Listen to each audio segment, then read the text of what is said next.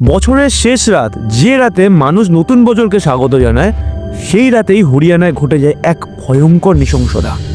মাত্র 25 বছরের এক তরুণী চলন্ত একটি গাড়ির ভেতরেই প্রায় 3 ঘন্টা ধরে দুই অভিযুক্ত তার ওপর চালায় পাশবিক নির্যাতন।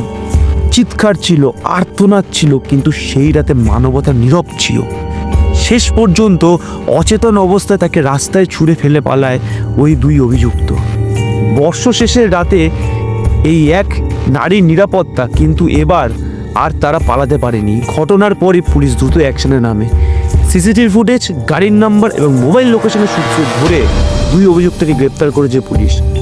এই মুহূর্তে দুজনেই পুলিশ হেফাজতে, চলছে জিজ্ঞাসাবাদ এবং পুলিশ জানিয়েছে কঠোর থেকে কঠোরতম ধারায় মামলা রুজু করা হয়েছে। নির্ভয়া ঘটনার পরেও এমন অপরাধ যদি ঘটে তাহলে প্রশ্ন থাকবে, তবে আজ একটা বার্তা পরিষ্কার, অপরাধী দুইজনই ধরা পড়েছে। ন্যায় চাই আর ন্যায় হবে, এই দাবিতে আজ দেশ একসাথে। তাই আমি অ্যাডভোকেট অয়ন দত্ত আজকে এই ভিডিওটি আমি করতে বাধ্য হলাম এবং আপনাদের উপর আমি দায়িত্বটা ছাড়লাম এই ভিডিওটা আপনি কতক্ষণ দেখবেন, শেয়ার করবেন বা মানুষের কাছে পৌঁছাবেন কিনা।